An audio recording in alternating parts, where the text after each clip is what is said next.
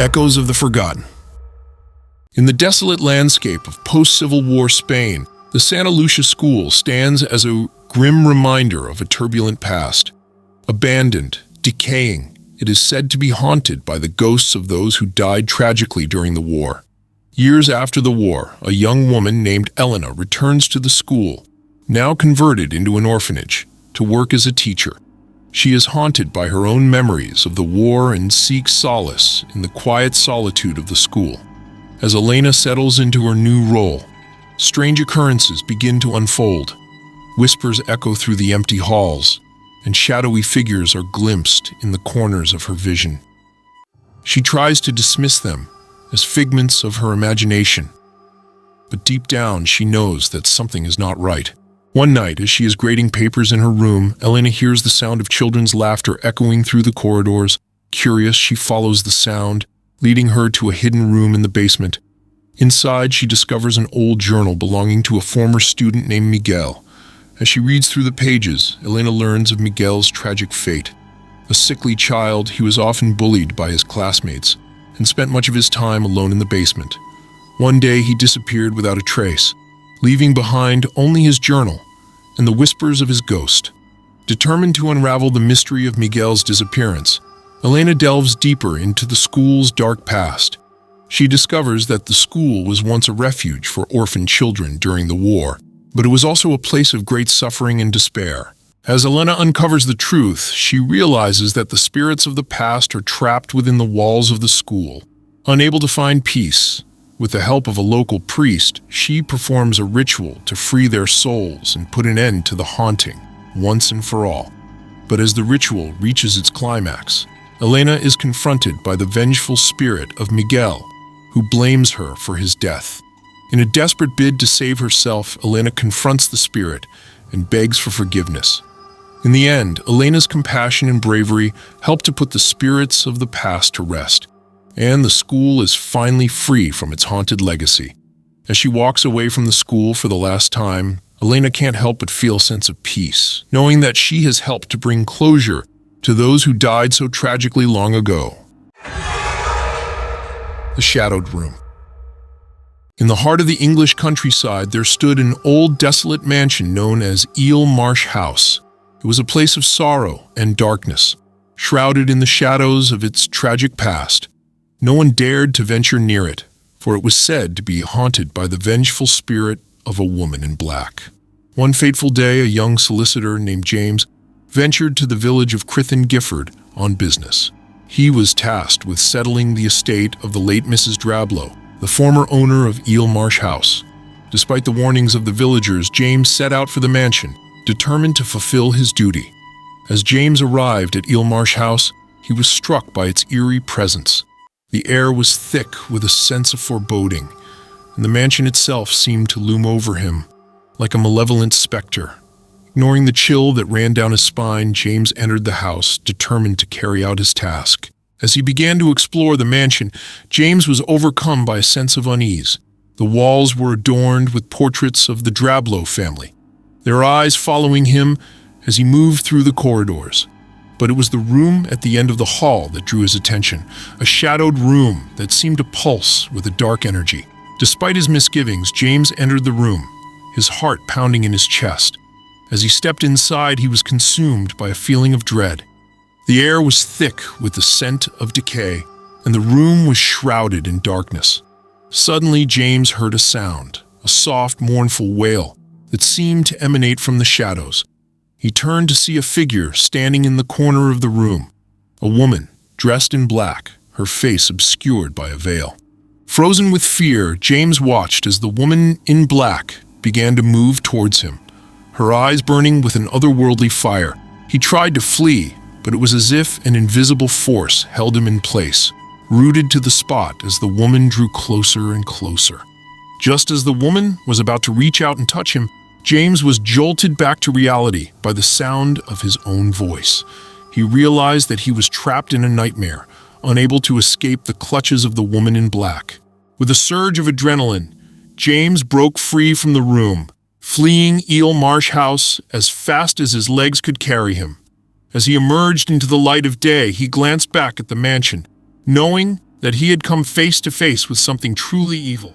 From that day forth, James vowed never to return to Eel Marsh House, for he knew that the woman in black would always be waiting, lurking in the shadows, ready to claim her next victim. And as he walked away, he couldn't shake the feeling that her eyes were still watching him, following him wherever he went. The depths of terror. In the heart of the French countryside, nestled among the rolling hills and dense forests, there lies a mysterious lake known as Lac de la Grotte Bleue, the Lake of the Blue Cave. Legend has it that beneath its placid surface lies an ancient underwater cave, a place of untold secrets and unimaginable horrors. Eager to explore the depths of this enigmatic lake, a young couple, Emma and Ben, set out on a journey to uncover its mysteries. Armed with their scuba gear and a thirst for adventure, they arrive at the lake, their excitement palpable as they prepare to dive into the unknown. As Emma and Ben descend into the murky depths of the lake, they are filled with a sense of awe and wonder. The water is cool and inviting, and the sunlight filters down from above, casting an ethereal glow on the rocks below. But as they venture deeper into the darkness, they begin to sense that they are not alone. Strange shadows flit through the water, and an eerie sense of unease settles over them like a shroud. Ignoring their growing sense of dread, Emma and Ben press on, determined to uncover the secrets of the underwater cave.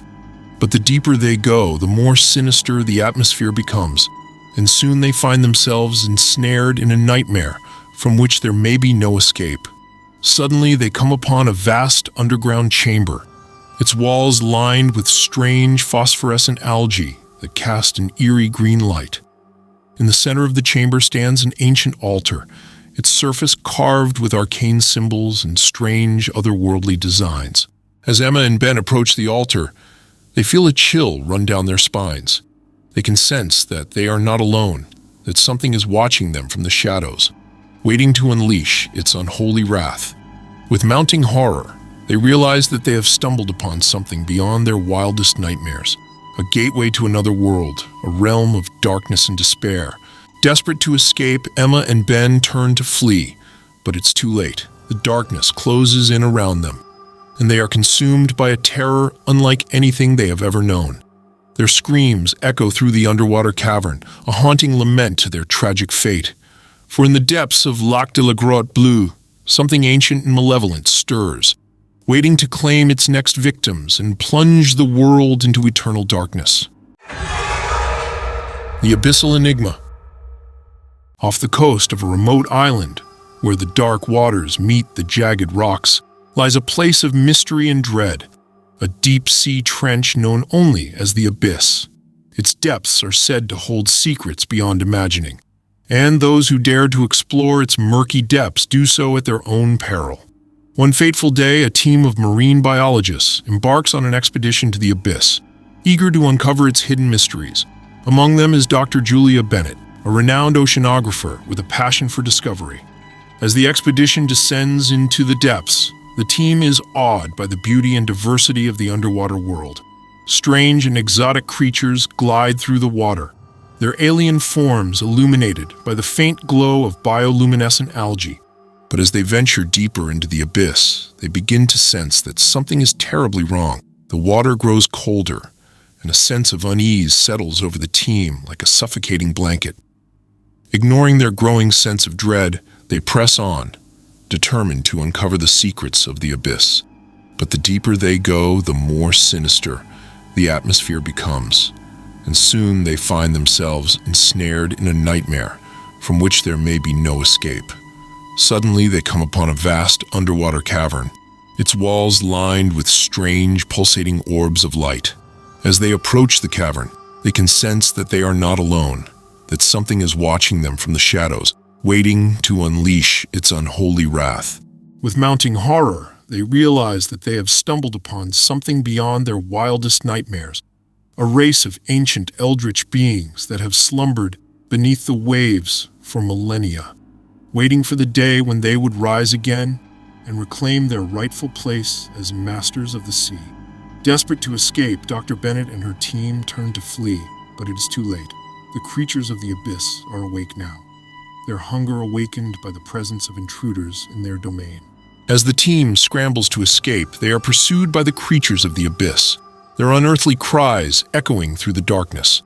One by one, they are picked off, dragged down into the depths to meet a fate worse than death.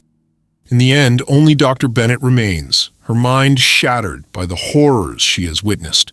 As she floats helplessly in the cold embrace of the abyss, she knows that she will never escape, that she will be trapped here for all eternity, a prisoner of the dark and unfathomable depths. The haunting silence. In the heart of Paris, amidst the hustle and bustle of the city streets, lies an old, dilapidated apartment building, a relic of a bygone era, its walls steeped in history and mystery.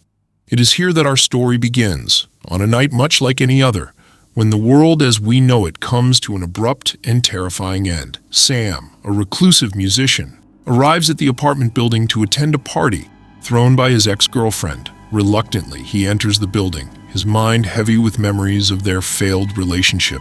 Little does he know that this night will change his life forever. As the party rages on around him, Sam retreats to a quiet room upstairs, seeking solace in the music of his guitar. Lost in his own world, he fails to notice the chaos erupting outside, the screams, the sirens, the sound of chaos and destruction. When he finally emerges from the room, he is met with a scene of utter devastation. The streets are deserted, the city silent and still. Panic begins to rise within him as he realizes that something is terribly wrong. Venturing outside, Sam is confronted by a nightmare beyond imagining. The streets are littered with the bodies of the dead, their vacant eyes staring up at the sky, their mouths frozen in silent screams. It soon becomes clear that a mysterious virus has swept through the city, turning its inhabitants into ravenous, flesh-eating monsters. Sam is one of the few survivors left, trapped in a world where the night is his only refuge, and the darkness his only ally. Alone and terrified, Sam barricades himself inside the apartment building, determined to wait out the horror unfolding outside. But as the days turn into weeks, and the weeks into months, he begins to question his own sanity. Haunted by the sounds of the dead pounding at the doors, the whispers of the infected echoing through the halls, Sam struggles to hold on to his sanity as the world around him crumbles into chaos. But just when he thinks he can take no more, Sam makes a startling discovery. A group of survivors hiding out in the basement of the building. Their leader, a hardened ex-soldier named Sarah. Together, they form a fragile alliance, united in their struggle to survive in a world gone mad. But as the days pass and the nights grow longer, Sam begins to realize that the true horror lies not in the infected hordes outside, but in the darkness that lurks within the human heart. For in a world where the night eats the world, survival comes at a terrible price, and sometimes the greatest monsters are the ones we create ourselves.